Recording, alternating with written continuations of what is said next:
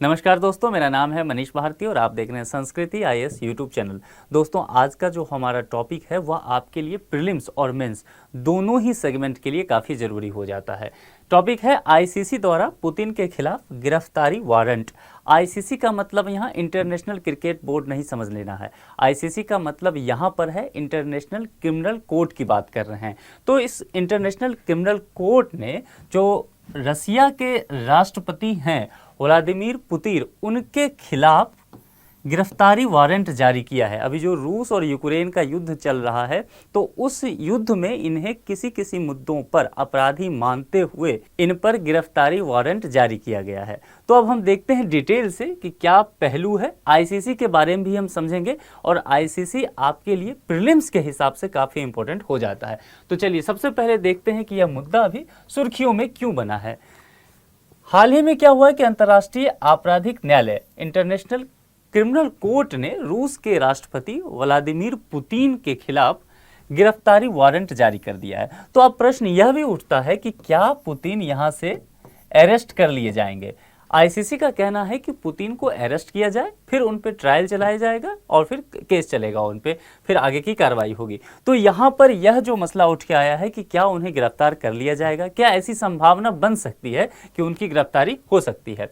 ICC ने रूस Ukraine युद्ध में हुए बच्चों के अपराध के हनन के लिए रूस के राष्ट्रपति, यहाँ ध्यान रखना है, 2 लोगों के खिलाफ यह गिरफ्तारी वारंट जारी किया गया है। तो एक तो हो गए रूस के राष्ट्रपति और दूसरे कौन है, वहां के आयुक्त।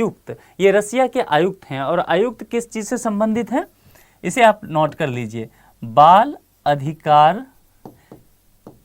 अधिकारों के जो मामले होते हैं, इन मामलों से संबंधित ये आयुक्त हैं और इनका नाम है लवोवा बेलोवा। मैं लिख भी देता हूं, लवोवा बेलोवा, ये आयुक्त जो है इनका नाम है। तो इन दोनों के खिलाफ, इन दोनों के विरुद्ध जो है यहां पर गिरफ्तारी वारंट जारी किया गया है और यह इस युद्ध के कारण से। इस मुद्दे को समझ लीजिए। आईसीसी का मानना ऐसा है कि इस युद्ध में जो हुआ है, यानी कि रसिया और यूक्रेन का जो पिछले साल से युद्ध चल रहा है, इस युद्ध के बीच वहां पर यूक्रेन में जो रहने वाले बच्चे हैं उनके अधिकारों का व्यापक हनन किया गया है। किसके द्वारा? यहाँ पर जो रूस के राष्ट्रपति हैं उनके द्वारा और यहाँ पर जो बाल अधिकार मामलों के आयुक्त हैं रसिया के, उनके द्वारा। यह आईसीसी कहती है एक बात कि संभव है कि आपने डायरेक्ट ना किया हो, लेकिन आप चूंकि राष्ट्रपति हैं और आप बाल अधिकार मामलों के आयुक्त हैं, तो आपने ऐसा करवाया है। आरोप यहाँ तक है पुतिन पर कि ये जो यूक्रेन के बच्चे हैं, इन्हें यहाँ से ले जाकर रूस में बंदी बना लिए हैं। तो यह बड़ा संगीन मामला हो गया था और इस पर लंबे समय से काम चल रहा था। तो पुतिन को आप देख रहे हैं, यहाँ पर यूक्रेन के प्रेसिडेंट हैं और पुतिन हैं और लंबे समय से वार तो इनके बीच चल ही रहा है। तो इसी सब के दरमियान ये मामला उभर के आया है। इसीलिए हमारे लिए ज़रूरी हो जाता है कि इन मामलों पे अच्छे से हम डिटेल से पढ़ाई कर लें और दोनों ही प्रीलिम्स के हिसाब से भी और मेंस में क्या संभावना बन सकती है उस हिसाब से भी हम चीज़ों को सही से तैयार कर लें। क्योंकि देखिए, यहाँ से अगर प्रश्न आता है तो फिर हम पूरी तरह से तैयार रहें उस प्रश्न के लिए, उसका जवाब देने के लिए। आईसीसी ने कहा कि पुतिन युद्ध के अपराध के लिए व्यक्तिगत आपराधिक जिम्मेदार हैं। इस शब्द को यहां पर समझ लीजिए। इंडिविजुअल की बात की जा रही है, यानी कि आईसीसी जो है जब भी किसी को सजा सुनाती है तो वह देश पे नहीं होता है। ठीक है, मान लीजिए रसिया के विरुद्ध सजा नहीं सुनाया जाएगा, व्यक्तिगत होगा। तो व्यक्तिगत इसलिए पुतिन के विरुद्ध सुनाया गया और जो वहां के आयुक्त हैं उनके विरुद्ध। तो इस चीज को बहुत क्लियर रखना है। यूपीएससी अगर स्टेटमेंट डाल दे, मान लीजिए प्रश्न इससे संबंधित हो और एक स्टेटमेंट ऐसा हो कि क्या उस देश से संबंधित होगा, तो बिल्कुल क्रिस्टल क्लियर रहिए, देश पर कोई आरोप नहीं होता है, व्यक्तिगत आपराधिक जिम्मेदारी तय की जाती है। तो इसीलिए पुतिन पर यह जिम्मेदारी तय की गई। यूक्रेन के कब्जे वाले क्षेत्रों से आबादी का रूसी संघ में अवैध हस्तांतरण की बात की गई है। 2-3 चीजें यहाँ है। एक तो है यूक्रेन के जो कब्जे वाले क्षेत्र हैं वहां से जो आबादी का रूस में ले जाया गया है वहां के लोगों को। दूसरा है कि अवैध निर्वासन किया गया है जनसंख्या का, यानी कि इस जगह के लोगों को, जो रूस ने जिन यूक्रेन के जिन जगहों को कब्जा में ले लिया, वहाँ के लोगों को वह रूस में निर्वासन कर रहे हैं या वहाँ से फिर भगा के वो यूक्रेन के बाकी हिस्सों में पहुंचा रहे हैं। और व्यापक नरसंहार किया गया है। यह आरोप रसिया पे है कि युद्ध के दौरान जो रूस के सैनिक हैं उन्होंने व्यापक स्तर पर, मास लेवल पर जेनोसाइड किया है। यहाँ पर आरोप पुतिन पे लगाया गया है कि आपकी जो आर्मी है, आप अपनी आर्मी को कंट्रोल करने में विफल रहे हैं। आपकी आर्मी जो है बहुत अनुशासित नहीं है, या आप चूंकि यहाँ के प्रेसिडेंट हैं रसिया के, तो यह आपका काम था कि युद्ध के जो दरमियान वहाँ के महिलाओं या बच्चों के खिलाफ किसी तरह का अनैतिक व्यवहार नहीं होता। यह देखने की जिम्मेदारी किसकी बनती है? जो रसिया के प्रेसिडेंट हैं। और ऐसा करने में आप अपने आर्मी को कंट्रोल करने में विफल रहे हैं। ठीक है, आपकी आर्मी जो है कंट्रोल्ड नहीं है। तो यह कहना है आईसीसी का। जरा आप इस मैप को समझिए। यह आंकड़ा जो है हाल ही का लिया गया है, 20 फरवरी 2023 का यह आंकड़ा है। पिछले साल से लगभग यहाँ पर युद्ध शुरू हुआ था, तो एक साल बीतने के बाद की क्या स्थिति है वह समझ लीजिए। यहाँ पे देखिए 2 मैप है, यहाँ पर आप समझ सकते हैं 2 देश का मैप है। एक तो देखिए यह एरिया जो यूक्रेन का पड़ता है और उधर रसिया का एरिया पड़ जाता है। ठीक है, अब इसे डिटेल से आप समझ लीजिए। यह जो क्षेत्र देखिए ये यूक्रेन है और ये रसिया है। और यह क्षेत्र जो है अभी यहाँ पर जब युद्ध हुआ था तो रसिया जो है धीरे धीरे मूव कर रही है यूक्रेन के तरफ। 2-3 चीज़ें इसमें बहुत अच्छे से क्लियर कर लीजिए।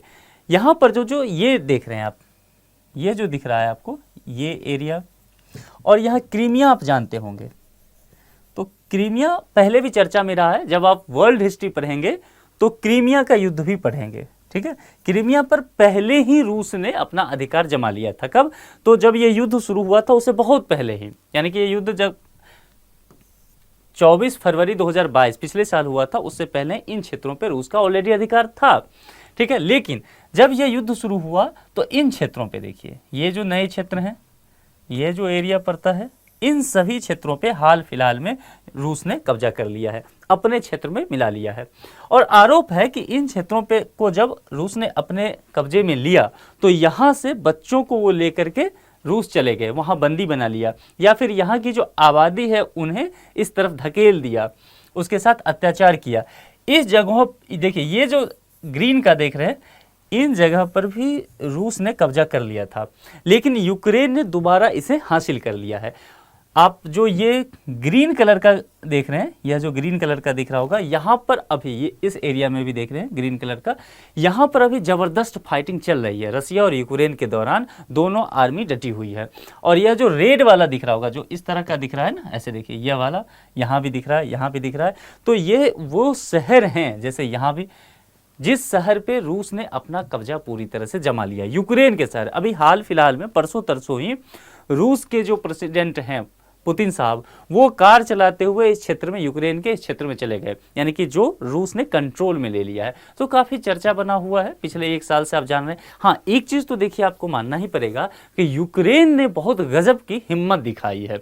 मतलब कोई भी व्यक्ति उम्मीद ये नहीं करता था, कोई भी संस्था, कोई भी देश, कि यूक्रेन जो है रूस के सामने एक साल से इस तरह से डट के मुकाबला करेगा।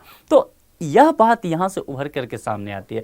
जब आप ऐसे राइटिंग करें या जब आप इस तरह से इंटरनेशनल रिलेशन के प्रश्न लिखें, तो वहाँ पे आप थोड़ा सा डिटेल से इन बात पे चर्चा करेंगे तो काफ़ी अच्छा रहेगा। कि देखिए, परंपरागत युद्ध की परिकल्पना अब करना बेईमानी है। अब वो वक्त नहीं रह गया कि आप इस तरह से युद्ध करें, क्योंकि देखिए रूस के सामने यूक्रेन की क्या ताकत है? कुछ भी नहीं।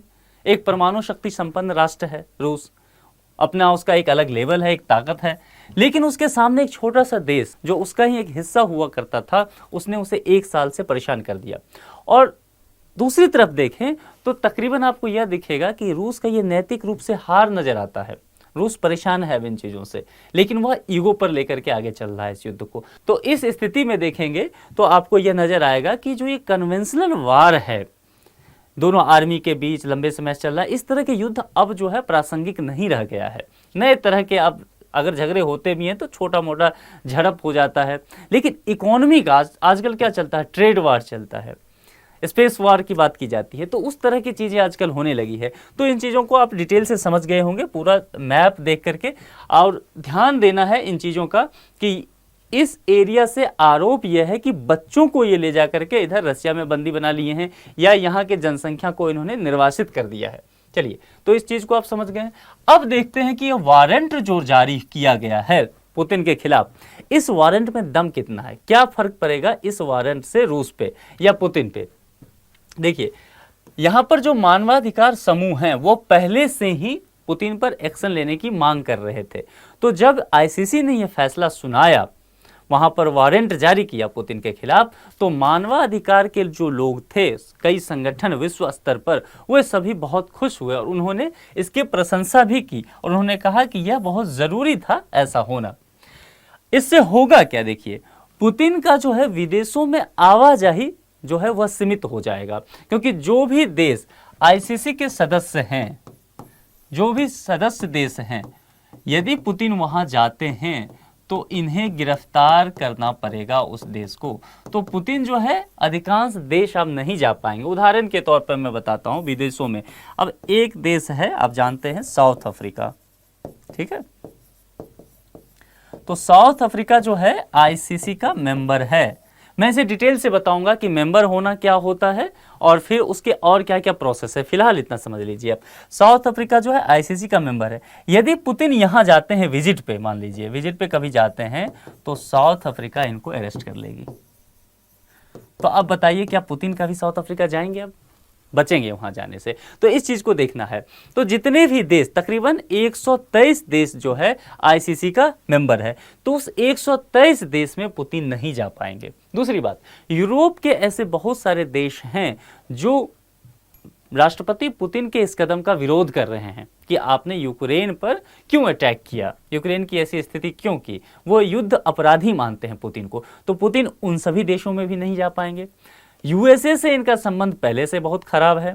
इस स्थिति में क्या होगा कि पुतिन की जो यात्रा है या रसिया का जो एक तरह से मूवमेंट है विश्व स्तर पर, वह सीमित हो जाएगा। यह नुकसान तो रूस को उठाना ही पड़ेगा। यदि वह, जैसा कि ये मैंने बताया भी था, कि किसी राज्य की यात्रा करते हैं जो आईसीसी का सदस्य है, तो उस देश को अंतर्राष्ट्रीय कानून के तहत उन्हें गिरफ्तार करना पड़ेगा। तो यह तो स्थिति आपने देख लिया कि वारंट से होगा क्या। अब पुतिन पर मुकदमे की कितनी संभावना है, जरा इस पर बात करते हैं। देखिए, आईसीसी के पास जो है राज्य के प्रमुखों को गिरफ्तार करने या परीक्षण यानी कि ट्रायल करने की शक्ति नहीं है। आईसीसी के पास वैसे भी बहुत शक्ति है नहीं, इनकी तो अपनी कोई पुलिस फोर्स भी नहीं है। इस चीज को ध्यान रख लीजिए, इसकी अपनी कोई पुलिस फोर्स नहीं है, ठीक है। तो ये बहुत अपने जो फैसले होते हैं इसको बहुत अच्छे से ये लागू कराने में विफल हो जाती है। कई बार जो डिसीजन तो बहुत अच्छा मिल जाता है यहाँ से, लेकिन उसे लागू ही नहीं करा पाती है। चलिए अब आगे बढ़ते हैं।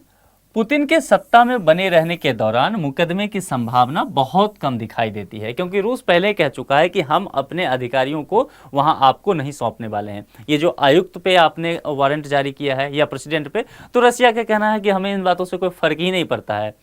वो इसे बेसलेस मतलब आर्गूमेंट करार दे रही है। रशिया के जितने न्यूज़पेपर अगर वहाँ का आप पढ़ेंगे तो वो कह रहे हैं कि इससे हमें कोई मतलब ही नहीं बनता है, हम इसके मेंबर हैं ही नहीं। रूस भी आईसीसी का मेंबर अब नहीं है, ठीक है।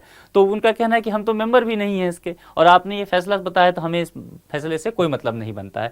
और जब तक ये प्रेसिडेंट हैं रूस के, तब तक तो बहुत कम संभावना ऐसी दिखती है कि इस पर कोई फैसला हो पाए, क्योंकि अदालत प्रतिवादियों की अनुपस्थिति में सुनवाई नहीं करेगा। अब वहां पर यदि पुतिन को अरेस्ट नहीं किया जाता है, ट्रायल नहीं चले होगा, केस नहीं होगा, तो फिर एक पक्ष नहीं है, तो फिर आगे सुनवाई कैसे हो सकती है। और रूस ने पहले ही क्लियर कर दिया है कि यह तो मुमकिन ही नहीं है कि हम अपने अधिकारियों को आपको सौंपे। अब देखिए, अंतर्राष्ट्रीय आपराधिक न्यायालय यानी कि आईसीसी की बात करते हैं, इंटरनेशनल क्रिमिनल कोर्ट की बात करते हैं। जरा डिटेल से इसको देखते हैं। यह जो टॉपिक है आपके लिए, यह आप नोट कीजिए, यह आपके प्री एग्जाम के लिए काफी इंपॉर्टेंट है। और जो भी संगठन, जब भी बात की जाए ना, कहीं भी संगठन की बात की जाए और खास करके अंतर्राष्ट्रीय स्तर के संगठन की बात की जाए, तो यूपीएससी के लिए सबसे फेवरेट टॉपिक होता है। यूपीएससी वैसे भी जब भी कोई संगठन चर्चा में मान लीजिए बहुत नहीं रहता है, तो यूपीएससी फिर भी ढूंढते रहती है। अगर आप प्रीवियस ईयर क्वेश्चन पेपर को देखेंगे तो बहुत डिटेल से आप इस बात को समझ जाएंगे। और जब कोई संगठन चर्चा में आ जाए, फिर तो यूपीएससी के लिए बल्ले बल्ले है। तो आपकी भी अब ये नैतिक जिम्मेदारी बन जाती है कि यहाँ तो अब छोड़ के मत ही जाइए, क्योंकि ये क्लियर हिंट है, एग्जाम से पहले इस तरह की संस्था जो है चर्चा में आ गई है। तो सब कुछ इसके बारे में मैं कोशिश किया हूँ कि आपको बता दूँ। देखिए, अंतर्राष्ट्रीय आपराधिक न्यायालय जो है 1 जुलाई 2002 को रोम संविधि यानी कि रोम स्टैट्यूट कहा जाता है के तहत अस्तित्व में आया था। यहाँ 2-3 चीज़ें हैं, उसको हम बहुत डिटेल से देख लेते हैं। सबसे पहले तो आपको यहाँ से जितने भी टॉपिक मिले आप उसको क्लियरली नोट कर लीजिए या स्क्रीनशॉट ले लीजिए, क्योंकि ये मिस नहीं करना है। तो कहाँ से सबसे पहले ये आया कि रोम संविधि हुई थी, रोम स्टैट्यूट हुआ था 1 जुलाई 2002 को, तब इसकी परिकल्पना की गई थी। यहां ध्यान रखना है, एक तो रोम स्टैट्यूट से ये आगे बढ़ेगा, ये संस्था के जो सदस्य देश हैं वो जुड़े होते हैं। दूसरी चीज क्या होता है कि रेटिफाइड करना होता है।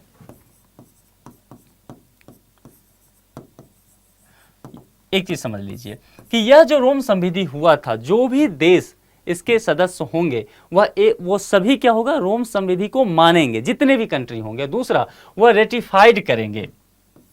जितने भी मेंबर कंट्री हैं,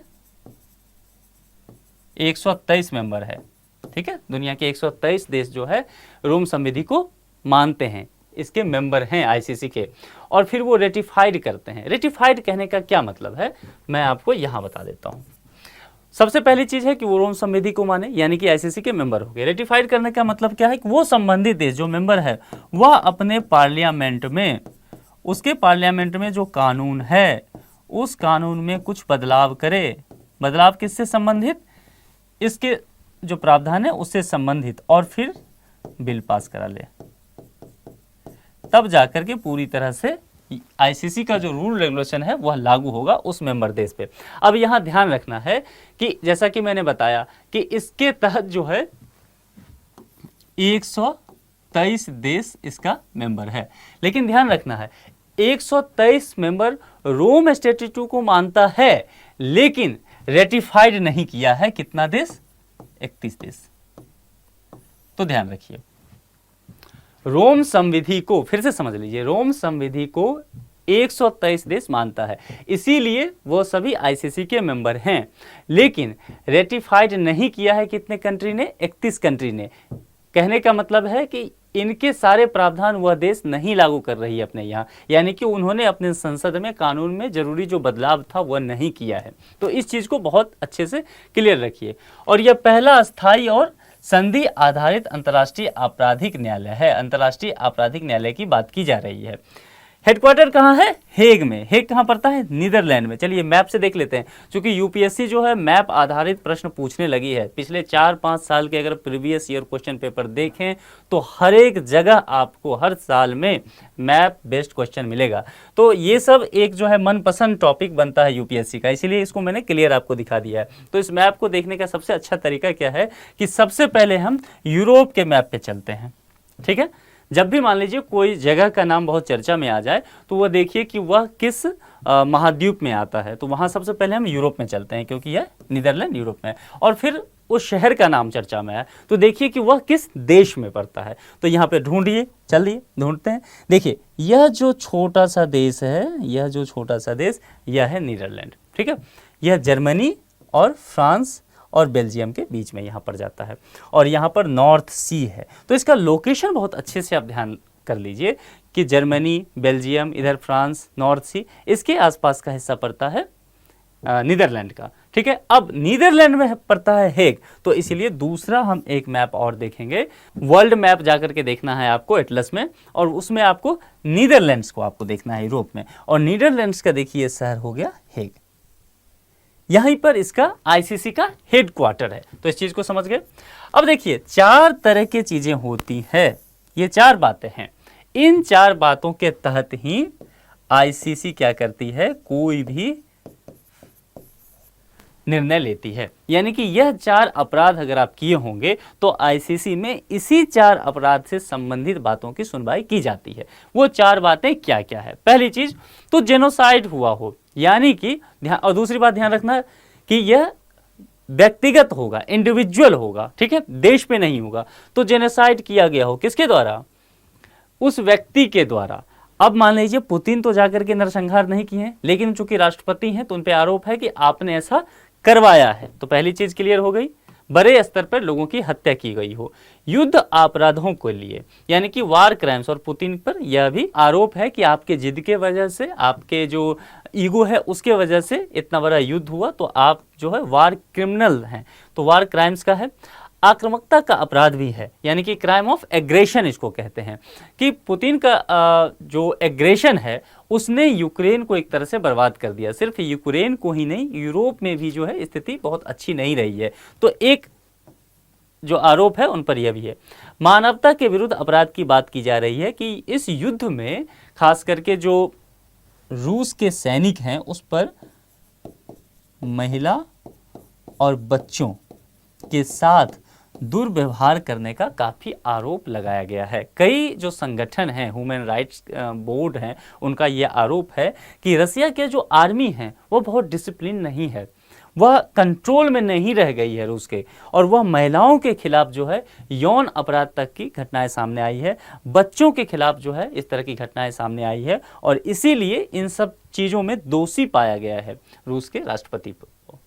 अब देखिए आईसीसी का अधिकार क्षेत्र देख लेते हैं। हमने आईसीसी के बारे में समझ लिया, हमने ये देख लिया कि रूस के राष्ट्रपति पर क्या आरोप है, हम इन चीज़ों को देख लिए। अब जरा अधिकार क्षेत्र देख लेते हैं कि आईसीसी ने जो एक अरेस्ट वारंट जारी किया है, ट्रायल की बात की है, कह रहे हैं कि केस चलाएंगे, लेकिन भाई साहब आपके पास अधिकार है कितना? रूस क्यों इतने बिंदास अंदाज में घूम रही है? पुतिन को कोई फिक्र ही नहीं है इस बात की कि आईसीसी क्या कह रही है, आखिर क्यों ऐसा है, रूस क्यों कहना चाह रही है? तो कहीं ना कहीं उसके अधिकार को लेकर के सभी चिंतित हैं कि आईसीसी के पास अधिकार ही कितना है। देखिए आईसीसी केवल सदस्य देशों के मुकदमों या मामलों की ही सुनवाई कर सकती है। पहले ही शब्द लग गया केवल, ठीक है, ऐसा शब्द जहां आ जाए वहां रुक जाइए, ध्यान से उसको देखिए। तो यानी कि केवल क्या हो सकता है? सदस्य देशों को, जो मेंबर हैं इसके, और मेंबर कितने हैं? 123 देश मेंबर हैं आईसीसी के कुल, ठीक है, यानी कि ये 123 देशों के ही मुकदमों की सुनवाई कर सकती है। उसके बाद, और रसिया इसका मेंबर नहीं है, रसिया तो मेंबर है ही नहीं इसका। 2016 में जो है रसिया आईसीसी से बाहर हो गई, इसको ध्यान रख लीजिए, हो सकता है ये फैक्ट आ जाए। तो 2016 में इस संगठन से रसिया खुद को बाहर कर लेती है। इसमें मामले की सुनवाई की कुछ शर्तों को निर्धारित किया गया है। क्या क्या शर्त है? जब किसी देश की राष्ट्रीय अदालत द्वारा उस मुद्दे या अपराध की सुनवाई या जांच करने से इनकार कर दिया जाए। अब यहाँ एक चीज और ध्यान दीजिए, किसी देश का मतलब क्या? इंडिया भी, इंडिया इसका मेंबर नहीं है।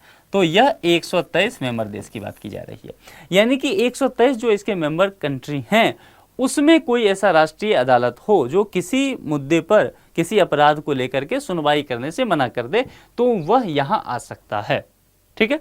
अब चलिए संयुक्त राष्ट्र की बात की जा रही है। संयुक्त राष्ट्र की जो सुरक्षा परिषद है वह किसी मुद्दे को आईसीसी के पास भेज दे सुनवाई के लिए कि आप इस पर गौर कीजिए, अंतर्राष्ट्रीय मंच की बातें हैं, तब जाकर के आईसीसी उस मुद्दे को देखती है। जैसा कि पहले ही बताया 123 देश जो हैं इसके वर्तमान में सदस्य हैं। भारत इसका सदस्य देश नहीं है, एकदम क्लियर ध्यान रख लीजिएगा कि भारत इसका सदस्य देश नहीं है। रसिया भी इसका सदस्य देश नहीं है, रूस पहले था लेकिन 2016 में रूस इससे बाहर हो गया। चीन भी इसका सदस्य देश नहीं है, चीन तो वैसे भी विश्व आधारित जो कोई भी नियम कानून है उसे मानता ही नहीं है, तो यह भी नहीं है। इजराइल भी इसका मेंबर नहीं है, म्यांमार नहीं है। यह बहुत इंटरेस्टिंग बात है, यूक्रेन भी इसका मेंबर नहीं है। यानी कि देखिए मुद्दा किसके किसके बीच चल रहा है? युद्ध रूस और यूक्रेन के बीच। आरोप किस पर लगा? रूस पर। यहां पर आईसीसी ने इस पे चाबुक चलाया। अब दोनों ही इसके मेंबर नहीं है, लेकिन फिर भी यह मामला आगे बढ़ा है। मामला आगे बढ़ने का कारण है कि यहाँ पर आईसीसी कह रही है, इस चीज़ को यहीं पे समझ लीजिए, आईसीसी कह रही है कि यूक्रेन ने हमारा जुरिडिक्शन को माना है, उसे एक्सेप्ट किया है। 2014 में भी किया था, 2015 में भी, तो ये कह रहे हैं इसीलिए ट्रायल चलाया जा सकता है, ट्रायल चलाने में कोई परेशानी नहीं है। हालांकि जो मैंने और टेक्निकल बातें कही आपको रूस को लेकर के, तो वो संभव बहुत नज़र नहीं आता है, लेकिन यह मुद्दा है।